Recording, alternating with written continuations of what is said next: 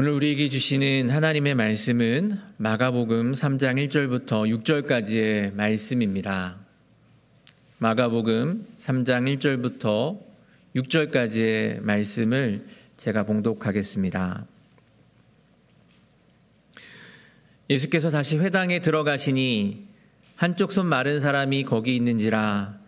사람들이 예수를 고발하려 하여 안식일에 그 사람을 고치시는가 주시하고 있거늘 예수께서 손 마른 사람에게 이르시되 한가운데 일어서라 하시고 그들에게 이르시되 안식일에 선을 행하는 것과 악을 행하는 것, 생명을 구하는 것과 죽이는 것 어느 것이 옳으냐 하시니 그들이 잠잠하거늘 그들의 마음이 완악함을 탄식하사 노하심으로 그들을 둘러보시고 그 사람에게 이르시되 내 손을 내밀라 하시니 내밀매 그 손이 회복되었더라.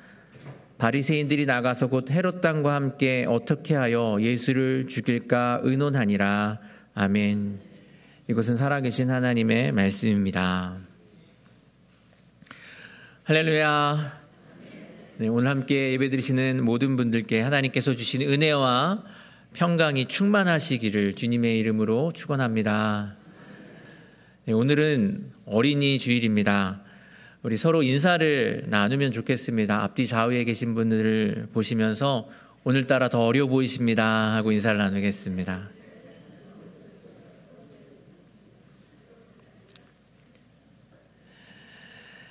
네, 우리가 사는 뉴저지 북부에는 유대인들이 많이 삽니다. 유대인들은 유대교 회당을 중심으로 그 주변에 많이 거주하는데 그 이유는 유대인들이 안식일에 회당에 걸어가야 하기 때문이죠. 유대인들은 안식일 금지 규정을 굉장히 중요하게 생각해서 안식일에 아무 일도 하지 않으려고 하고요. 운전 역시도 그들이 안식일에 할 수 없는 일 중에 하나입니다. 그래서 안식일에 회당을 걸어가는 것이고 그러기 위해서 회당 근처에 살 수밖에 없는 것이죠. 그 외에도 유대인들이 안식일에 하지 않는 것들이 참 많이 있습니다. 안식일에 불을 켜고 끄면 안 되기 때문에 냉장고 문을 열지 못합니다. 냉장고 문을 열면 냉장고 안에 있는 전구에 불이 켜지기 때문입니다.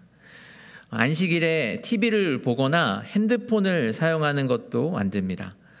심지어 따뜻한 물로 샤워를 하는 것도 피하려고 한다고 합니다. 안식일에 물을 가열하는 것이 금지가 되기 때문입니다. 안식일에 우산을 펴지도 못합니다. 안식일에 천막을 치면 안 되기 때문입니다. 전통적인 유대인들은 안식일에 화장을 하지도 않습니다. 화장품을 바르는 것을 채색 작업이라고 생각하기 때문입니다. 안식일에 새로운 것을 만드는 창작 활동이 금지되기 때문에 이런 채색 작업을 해서는 안 된다고 합니다. 오늘 자매님들이 창작 활동을 참 많이 하셔서 너무나 아름다워 보이십니다. 유대인들이 이렇게 안식일에 일을 하지 않는 이유는 십계명의 네 번째 계명 때문입니다. 십계명의 네 번째 계명은 무엇입니까? 출애굽기 20장 8절부터 11절까지의 말씀입니다. 안식일을 기억하여 거룩하게 지키라.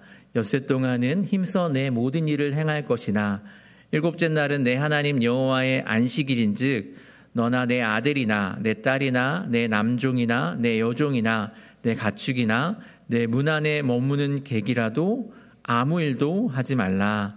이는 엿새 동안에 나 여호와가 하늘과 땅과 바다와 그 가운데 모든 것을 만들고 일곱째 날에 쉬었음이라. 그러므로 나 여호와가 안식일을 복되게 하여 그날을 거룩하게 하였느니라.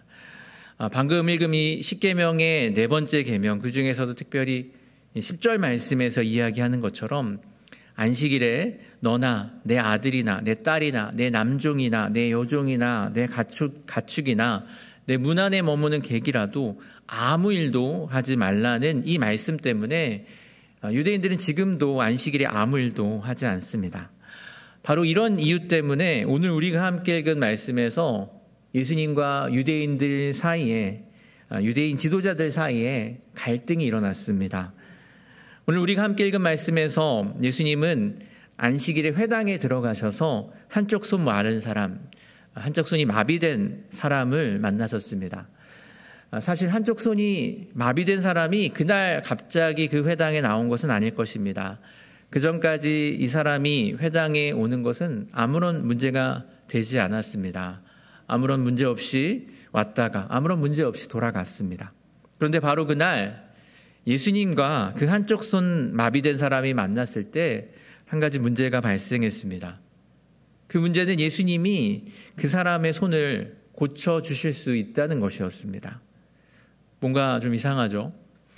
사실 예수님은 문제를 일으키시는 것이 아니라 문제를 고쳐주시는 분이시죠. 그 사람의 손, 그것을 고쳐주는 것이 그 사람의 문제를 해결해 주시는 것입니다. 그런데 문제를 해결하여 주는 것이 문제가 되는 이상한 상황입니다. 문제는 바로 그날이 안식일이었다는 거죠. 왜 하필 안식일이었을까? 안식일만 아니었으면 아무런 문제가 없었을 텐데. 그런데 이것도 이상합니다. 안식일이 문제인 겁니까? 안식일은 좋은 날입니다. 안식일은 복된 날이고 거룩한 날, 감사한 날입니다. 안식일은 문제가 아닙니다. 그렇다면 안식일에 아무 일도 하지 말라는 십계명의 말씀이 문제군요. 그렇습니까? 그럴 수 없겠죠.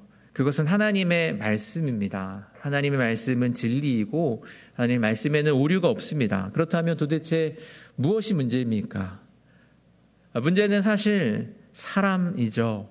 예수님을 못마땅하게 여기고 예수님을 고발하려고 하고 후에는 죽이려고까지 한 유대인 지도자들, 그 사람들이 문제였습니다. 그들은 예수님을 못마땅하게 여기고 있었기 때문에 예수님으로부터 무슨 잘못이든지 찾아내려고 눈을 부릅뜨고 예수님을 지켜보고 있었습니다. 예수님이 안식일의 회당에서 그 손이 마비된 사람을 만났을 때 그들은 기회가 왔다고 생각을 했습니다. 예수님이 그 사람의 손을 고쳐주시면 그것은 분명하게 안식일을 어긴 것이라고 고발할 수 있다고 생각했던 것입니다. 그런 사람들을 보시면서 예수님은 손 마른 사람을 그 가운데에 일으켜 세우시고 사람들에게 질문을 던지십니다. 그 질문은 안식일에 일을 하느냐 하지 않느냐의 문제에서 프레임을 전환시키는 질문이었죠. 4절의 말씀입니다. 그들에게 이르시되 안식일에 선을 행하는 것과 악을 행하는 것, 생명을 구하는 것과 죽이는 것 어느 것이 옳으냐 하시니, 안식일에 일을 하느냐 하지 않느냐가 아니라 안식일에 선을 행하느냐 악을 행하느냐의 문제라고, 생명을 구하느냐 죽이느냐의 문제라고 예수님은 말씀하십니다.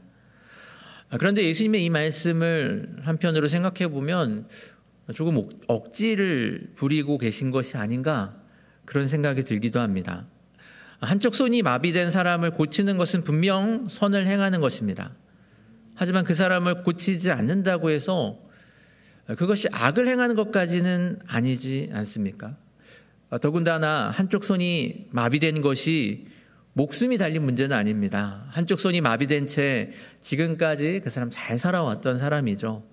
한쪽 손이 마비된 사람을 고쳐주는 것이 생명을 구하는 일이거나 고쳐주지 않는 것이 죽이는 일은 아닙니다. 그런데 예수님은 선을 행하는 것과 악을 행하는 것, 생명을 구하는 것과 생명을 죽이는 것을 비교해서 지금 말씀하고 계신 것입니다. 예수님이 자신이 유리한 쪽으로 좀 과장을 해서 말씀을 하시면서 억지를 부리시는 것은 당연히 아니겠죠. 이것은 분명하고 정당한 비교입니다. 예수님의 이 말씀을 선을 행하는 것 그리고 악을 행하는 것이 무엇인지를 분명하게 알려주시는 말씀입니다. 예수님이 말씀하신 선을 행하는 것은 무엇이고 악을 행하는 것은 무엇입니까? 첫 번째로 선을 행하는 것은 당연히 손 마른 사람을 고쳐주시는 것입니다. 그리고 악을 행하는 것은 그렇게 선을 행할 줄 알고도 선을 행할 능력이 있으면서도 선을 행하지 않는 것입니다. 손이 말랐다는 말은 손이 마비되어서 시간이 오래 지났기 때문에 그 손에 붙어 있었던 모든 근육이 사라졌다는 말입니다. 오랜 시간 동안 손을 움직이지 못하던 그 사람이 그 손을 다시 쓸 수 있게 된다는 것, 그것이 그 사람에게 얼마나 기쁜 일입니까? 오랜 시간 고통받던 그 질병으로부터 벗어날 수 있다는 것, 그것은 복음과 같은 소식이죠. 예수님은 그런 일을 하실 만한 능력이 있으셨습니다. 그런데 그 일을 안 하신다면 그것 자체가 악을 행하는 것이나 마찬가지라는 겁니다. 안식일에 선을 행하는 것과 선을 행할 줄 알고 행하지 않는 것 중에 무엇이 옳으냐고 예수님은 묻고 계십니다. 그 회당에 모여 있었던 수많은 유대인들도 선을 행할 수 있었습니다. 예수님을 고발하려고 하던 사람들 앞에서 당당하게 예수님 편에 서서 안식일에 악을 행하는 것이 아니라 선을 행하는 것이 옳다라고 너무나 당연한 분명한 대답을 용기 있게 하는 것, 그것이 선을 행하는 것이었습니다. 그 자리에서 그 답을 모르는 사람은 없었을 것입니다. 하지만 눈치만 보고 아무도 답을 말하지 않았습니다. 선을 행하기보다는 가만히 있기를 선택했습니다. 그들은 잠잠했습니다. 선을 행할 줄 알고도 행하지 않았던 것입니다. 결국 그것은 악을 행하는 것이었습니다. 야고보서 4장 17절 말씀은 다음과 같이 이야기합니다. 그러므로 사람이 선을 행할 줄 알고도 행하지 아니하면 죄니라. 그렇습니다. 사람이 선을 행할 줄 알고도 행하지 않으면 죄입니다. 그것이 악을 행하는 것입니다. 우리는 어떻습니까? 우리는 선을 행해야 한다는 것을 알고 선을 행할 능력도 있죠. 그것이 손이 마비된 사람을 고쳐주는 것 같이 대단한 것은 아니라고 할지라도 우리에게도 다른 사람들에게 도움을 줄 수 있는 작은 능력이 있습니다. 슬퍼하는 사람에게 위로의 말을 건넬 수 있는 능력이 있습니다. 답답한 사람들의 이야기를 들어줄 능력이 있습니다. 격려가 필요한 사람에게 밥 한 끼나 차 한 잔을 사줄 수 있는 능력이 있습니다. 아픈 사람을 위해서 기도할 수 있는 능력이 있습니다. 주님을 알지 못하는 사람들에게 복음을 전할 수 있는 능력이 있습니다. 그럼에도 불구하고 우리는 그냥 모른 척하고 있지는 않습니까? 그냥 지나치고 있지는 않습니까? 귀찮아서, 불편해서, 아까워서, 나한테 이익이 될 게 별로 없는 것 같아서 그냥 무시하고 넘어가고 있지는 않습니까? 그러면서 내가 비록 선을 행하지는 않지만 그래도 악을 행하는 것은 아니라고, 플러스까지는 아니더라도 마이너스는 아니라고, 그래서 괜찮다고 생각하고 있지는 않습니까? 예수님께서는 선을 행할 줄 알고도 행하지 않는 것이 곧 악을 행하는 것이라고 말씀하십니다. 우리의 무관심이, 우리의 무시가, 우리가 아무것도 하지 않고 있는 것이, 우리가 적극적으로 행동하지 않는 것이 곧 악을 행하는 것이라고 말씀하십니다. 예수님은 안식일에 악을 행하는 것이 아니라 선을 행하는 것이 옳다고 말씀하십니다. 그리고 사람들 앞에서 선을 행하셨습니다. 그 일로 자신이 미움을 받게 되고 어려움을 겪게 되고 결국 죽음을 맞게 될지라도 선을 행하셨습니다. 선을 행할 수 있음에도 행하지 않는 악을 행하지 않으셨습니다. 저 여러분이 주님을 본받아서 선을 행할 수 있음에도 행하지 않는 악을 행하지 않기를 주님의 이름으로 간절히 소원합니다. 예수님이 말씀하신 선을 행하는 것은 또한 무엇이고 악을 행하는 것은 무엇입니까? 예수님이 손 많은 사람을 고쳐주신 그 일은 선을 행하는 것이었고요. 그것을 알면서도 인정하지 않는 것, 그것은 악을 행하는 것이었습니다. 예수님이 안식일에 선을 행하는 것과 악을 행하는 것 중에서 무엇이 옳으냐고 질문하셨을 때 그 자리에 있던 모든 사람들이 그 질문에 대한 답을 알았을 것이라고 말씀드렸습니다. 답이 너무나 명확한 문제이기 때문이죠. 예수님을 고발하려고 예수님을 주시하고 있었던 그 사람들도 그 답을 알았을 것입니다. 그리고 그 질문에 답을 안다는 것은 지금 그들이 하려고 하는 그 일이 옳지 못하다는 것을 안다는 뜻입니다. 안식일에 선을 행하는 것이 옳습니다. 그런데 그들은 지금 선을 행하려고 하는 그 사람을 고발하려고 하고 있습니다. 그것이 어떻게 옳은 일일 수 있습니까? 예수님이 그 질문을 하시는 순간부터 그들은 자기들이 잘못되었다는 것을 깨달았을 것입니다. 그렇기 때문에 누구도 예수님이 그 사람을 고쳐주실 때 앞에 나서서 지금 예수님이 안식일 규정을 어기고 있다고 지적하지 못했고 고발하지 못했습니다. 그들은 무엇이 옳은지 알았습니다. 무엇이 선이고 무엇이 악인지 알았습니다. 자신들이 잘못되었다는 것을 알았습니다. 하지만 그들은 그것을 인정하려고 하지 않았습니다. 예수님의 질문 앞에서 귀를 쓰고 입을 다물고 있었습니다. 그리고 나가서는 예수님을 어떻게 죽일까를 의논했습니다. 알면서도 인정하고 회개하고 돌이키기보다는 귀를 쓰고 부정하고 오히려 화를 내고 칼을 갈았던 것이죠. 그것이 그들의 완악한 마음, 완고한 마음이었습니다. 사실 인간은 악합니다. 누구도 완벽할 수 없고요. 누구나 잘못을 합니다. 중요한 것은 그것을 깨달았을 때, 자기가 잘못한 것을 알게 되었을 때, 자신의 죄를 발견했을 때 어떻게 하느냐입니다. 그것을 알고 인정하고 돌이킨다면, 즉 회개한다면 하나님께서는 우리 죄를 사하여 주시고 우리를 깨끗하게 하여 주실 것입니다. 아직 기회가 있는 것이죠. 하지만 알고도 인정하지 않고 돌이키지 않는다면, 회개하기를 거부하고 고집을 부린다면 그것이야말로 악을 행하는 것입니다. 그런 사람에 대해서 요한일서 1장 8절에서 이렇게 이야기합니다. 만일 우리가 죄가 없다고 말하면 스스로 속이고 또 진리가 우리 속에 있지 아니할 것이요. 자신의 죄 앞에서 완악한 것, 고집을 부리는 것, 마음이 강팍해지는 것, 그것이야말로 악한 것입니다. 그런 사람들에게는 기회가 없습니다. 예수님께서는 안식일에 선을 행하는 것과 악을 행하는 것 중에 어느 것이 옳으냐고 물으셨을 때 안식일에 완악한 마음을 버리고 회개해야 된다고, 잘못을 알았다면 인정하고 돌이켜야 된다고 그들에게 말씀하셨던 것이죠. 목사님의 설교를 듣고 나서 가끔씩 화를 내시는 성도님들이 있다고 합니다. 목사님이 자신을 저격하는 설교를 했다는 것이죠. 자기 이름이 나오진 않았지만 분명 자기에 대한 이야기였다고 화를 냅니다. 그런 마음을 가지셨다는 것은 설교를 들으면서 굉장히 마음에 와닿는 게 있었다는 것이고요. 마음에 찔림이 있으셨단 말이겠죠. 사실 그 설교가 성경적이냐 아니냐는 문제가 될 수가 있지만 그것이 저격 설교가 아니냐 그 자체로는 문제가 아닌 것 같습니다. 베드로도 저격 설교를 했고요. 스데반도 저격 설교를 했습니다. 베드로는 오순절 성령 강림 때 너희가 예수님을 십자가에 못 박았다라고 유대인들을 저격했습니다. 그 저격 설교를 들은 유대인들은 마음에 찔려서 회개를 했고 세례를 받고 그리스도인이 되었습니다. 스데반도 역시 목이 곧고 마음과 귀에 할례를 받지 못한 사람들아, 너희도 너희 조상과 같이 항상 성령을 거스르는도다 하고 저격하는 설교를 했습니다.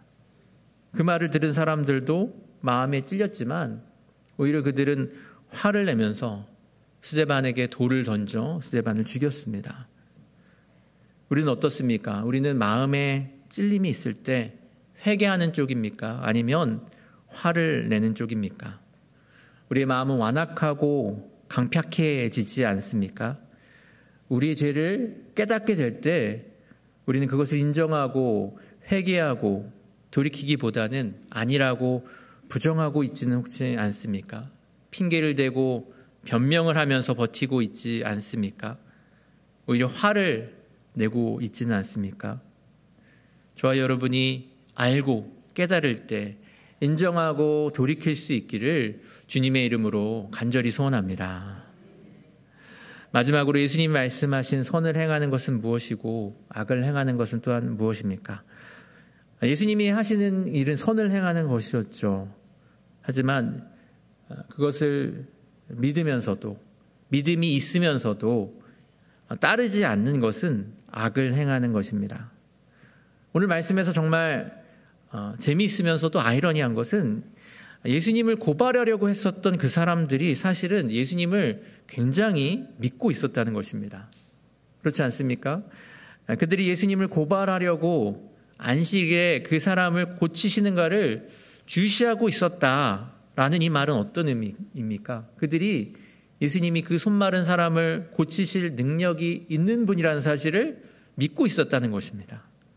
그들이 예수님이 그 손마른 사람을 모른 채 하고 넘어가실 만한 분이 아니라는 사실을 믿고 있었다는 것입니다. 이렇게 보면 그들은 누구보다도 예수님을 잘 믿었던 사람이 아닙니까? 그런데 그들은 그런 믿음이 있으면서도 예수님을 따르지 않았습니다. 오히려 예수님의 반대편에 섰습니다. 예수님에 대한 믿음이 있다면 예수님을 따르는 것이 맞습니다. 그런데 그들은 결국 예수님을 따르는 것이 아니라 오히려 예수님을 죽이려고 했습니다. 예수님의 생명을 살리시려고 했지만 그들은 죽이려고 했습니다. 믿음이 있다고 하면서도 따르지 않는다면 그것은 곧 악을 행하는 것입니다. 한 교회 옆에 술집이 생겼습니다. 교회 옆에 술집이 생기면 교회 입장에서 불편한 일들이 많이 생길 수밖에 없죠. 교회 주변에 취객들이 많이 돌아다니니까 주변의 분위기도 안 좋아지기 시작했습니다. 술에 취한 사람들의 시끄러운 소리, 또 술집에서 나오는 큰 음악 소리 때문에 교회 모임에 방해가 되는 일이 많아졌습니다. 그러다 보니까 교회 안에서 그 술집을 위해 기도하는 사람들이 생기기 시작했습니다. 빨리 그 술집이 망하고 다른 비즈니스가 들어오게 해달라는 기도였습니다. 놀랍게도 그 기도가 시작된 이후에 정말 그 술집이 이상하게 장사가 잘 안 되기 시작하더니 결국은 문을 닫게 되었습니다. 그런데 우연히 그 술집 주인이 이 교회 사람들이 자기 가게가 망하게 해달라는 그런 기도를 했다는 사실을 알게 되었습니다. 그러자 이 술집 주인은 교회를 상대로 손해배상을 청구하는 소송을 제기했습니다. 이 소송에서 술집 주인은 교회가 술집이 망하게 해달라고 기도했기 때문에 자기 가게가 망하게 된 것이라는 주장을 했습니다. 교회가 변호하기 위해서는 우리가 기도를 하기는 했지만 그것 때문에 술집이 망한 것은 아니라는 주장을 해야 했습니다. 만약 이 소송에서 교회가 이긴다고 해도 그 말은 기도한다고 꼭 그 기도가 이루어지는 것은 아니라는 걸 교회가 주장하고 인정받은 것이 되어버리는 아주 곤란한 상황이었습니다. 교회를 변호하는 변호사가 술집 주인에게 말했습니다. 일단 술집 주인분의 믿음이 굉장히 크시다는 것을 알겠습니다. 그런데 정말로 그런 믿음이 있으시다면 사실 이런 소송을 하지 않는 것이 낫지 않겠습니까? 술집을 망하게도 할 수 있는 분을 섬기고 있는 교회를 대상으로 소송을 한다는 것은 별로 지혜롭지 못한 행동인 것 같은데요. 이렇게 소송을 했다는 것은 사실 본인도 그렇게 믿지 않으면서 억지를 부리고 있는 것이 아닙니까? 믿음이 있다고 하면서 따르지 않는 것은 이처럼 모순적인 일입니다.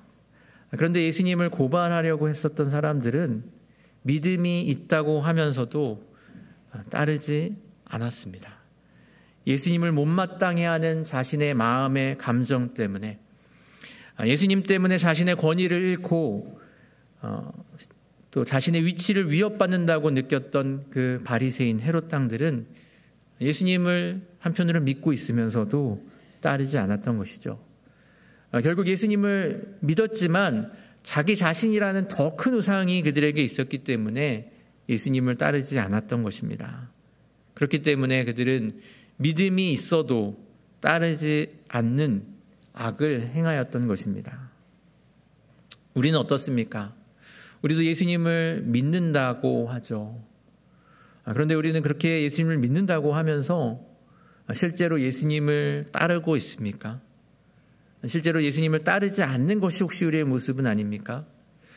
예수님은 우리에게 사랑하고 용서하라고 말씀하십니다. 사랑과 용서의 본을 십자가 위에서 보여주셨습니다. 그런데 예수님을 믿는다는 우리는 우리의 마음속에 못마땅함 때문에, 우리의 마음속에 있는 미움 때문에, 우리의 감정 때문에 예수님의 말씀을 따라 사랑하고 용서하기를 거부하고 있지는 않습니까? 예수님 우리에게 낮아지라고 말씀하시고 섬기라고 말씀하셨습니다. 그리고 그 십자가에서 낮아짐의 본을, 섬김의 본을 보여주셨습니다. 그런데 예수님을 믿는 우리는 섬기려고 하기보다는 섬김을 받으려고 하고 낮아지기보다는 높아지려고 하고 있지는 않습니까? 우리도 믿음이 있다고 하면서도 예수님을 따르기보다는 나 자신을 따르고 있지는 않습니까? 내 안에 나 자신이라는 더 큰 우상이 있는 것은 아닙니까? 그렇다면 우리는 악을 행하고 있는 것입니다. 저와 여러분이 믿음대로 따르고 순종할 수 있기를 바랍니다. 믿음대로 따르고 순종하며 예수님의 보여주신 그 본을 따라가는 저와 여러분이 되실 수 있기를 주님의 이름으로 간절히 소원합니다. 기도하겠습니다. 사랑과 은혜가 풍성하신 하나님 아버지 감사합니다. 하나님, 오늘 말씀 앞에서 하나님 우리가 우리의 자신의 모습을 발견하고 돌아보게 됩니다. 우리가 선을 행할 줄 알고도 행하지 않았던 모습, 우리가 깨닫고도 돌이키고 회개하지 못했던 모습, 우리가 믿음이 있다고 하면서도 예수님을 온전히 따르지 못했던 우리의 모습들, 그것이 악을 행하는 것이었음을 깨닫고 주님 앞에서 우리의 모습들을 회개하며 나아갑니다. 하나님, 우리가 이 세상을 살아가면서 또 오늘 하루를 살아가면서 하나님께서 보여주신, 알려주신, 예수님께서 보여주신 그 본을 따라갈 수 있는 우리들이 될 수 있게 하여 주시옵소서. 하나님, 선을 행하는, 악을 행하기보다는 선을 행하는 우리들이 되게 인도하여 주시옵소서. 하나님 기뻐하시는 삶의 모습으로 예수님이 보여주신 모범을 따르는 우리들이 될 수 있도록 인도하여 주시옵소서. 감사드리며 우리를 사랑하시는 우리 주 예수 그리스도의 이름으로 기도드립니다. 아멘.